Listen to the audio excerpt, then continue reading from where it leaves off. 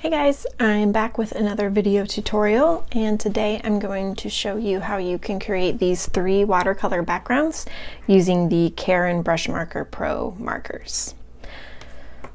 Let's get started.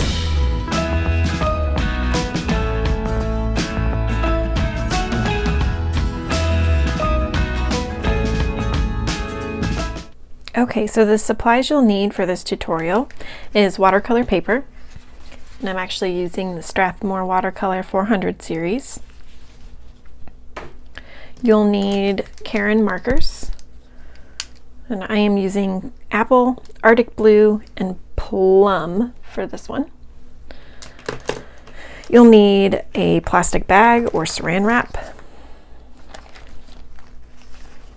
some sort of water dropper or spray bottle, a paintbrush, and some water, clean water.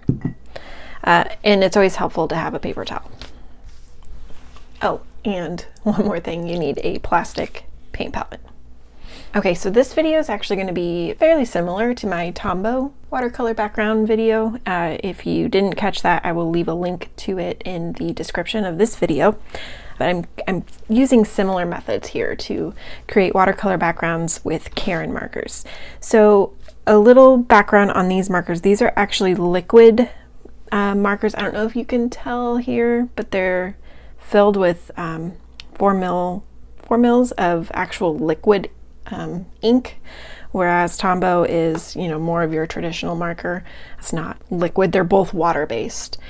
Another difference is with the Karin markers, I will use these on watercolor paper. Their tips are nylon, I believe, but they're a little bit sturdier. They don't fray as easily, so using them directly on the watercolor paper doesn't cause them to immediately fray, whereas the Tombow pens, they are a little bit more sensitive, so I try to avoid using them on watercolor paper because watercolor paper is a little bit more rough to the touch.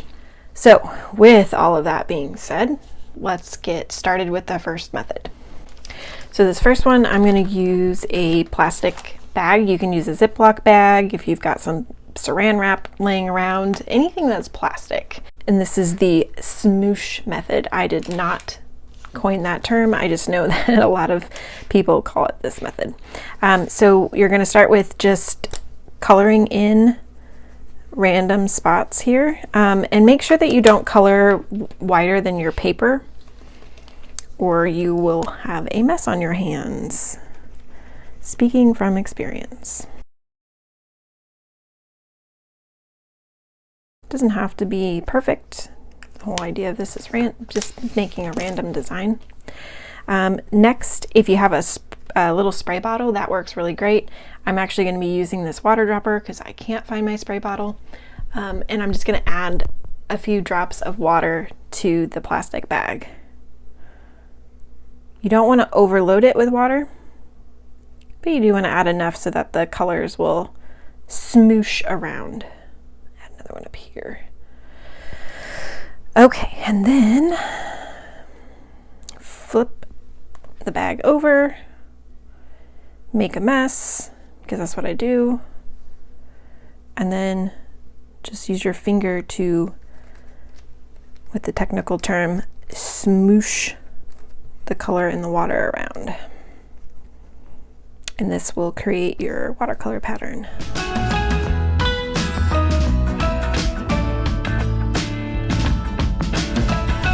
Okay, and when you've smooshed to your heart's content, gently peel up the little plastic baggie, set that aside.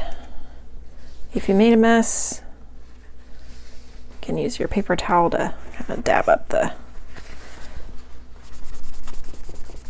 ink. I'm gonna actually dab the edges here just because I don't want that fraying out when I'm just gonna set this off to the side to dry, and I don't want the pigment to leak off. But that's kind of what you'll get left with. It's really random.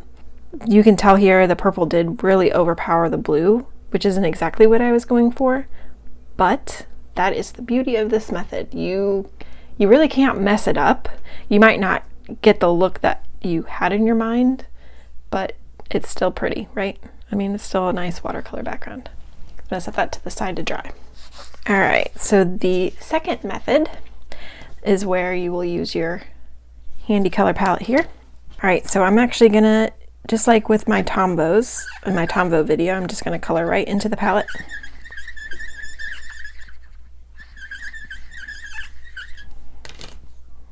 Do that with all 3 colors.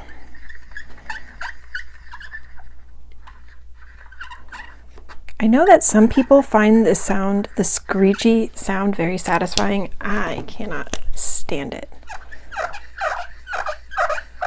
It's like nails on a chalkboard to me. Okay, and then I'm just going to add a drop of water to each little well, or 2 drops, I guess is what I did. I'm going to actually use the wet on wet method for this one. And that's where I'm gonna take a brush and I'm going to just add some water to the paper.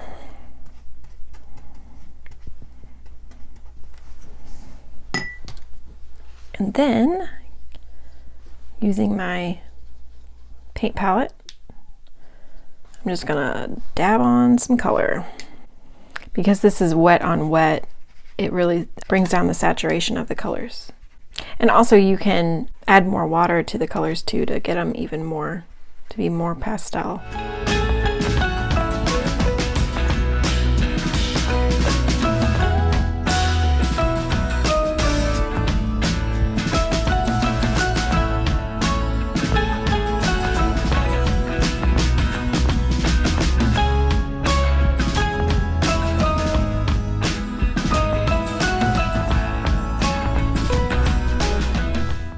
Okay, so there's number 2.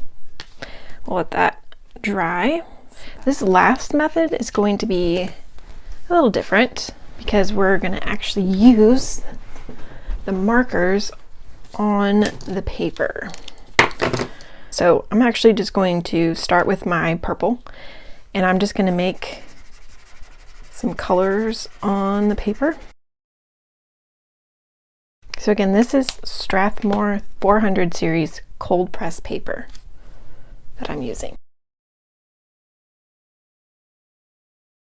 But basically what I'm doing is just wetting the colors that I put down on the paper.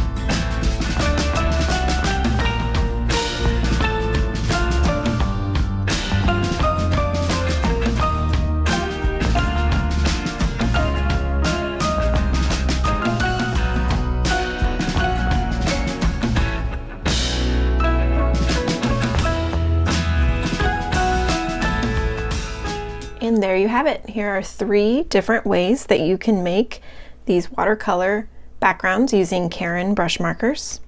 The first one is the Smoosh Method, and that one creates the most random, and it's a little bit more pigmented than the other methods. Then you have the direct blending method, where you color directly on the paper and blend together that way. And then the wet on wet method, where you start with water on the watercolor paper and then add your watercolor paint. If you like this video, make sure you give it a thumbs up and also hit the subscribe button so that you're always notified when I post a new video tutorial. You can also follow me on Instagram at @byamandak, and over there is where I post a lot of process videos for lettering, blending, anything like that. I hope you found this tutorial helpful. And that is it for today. I will see you guys next time.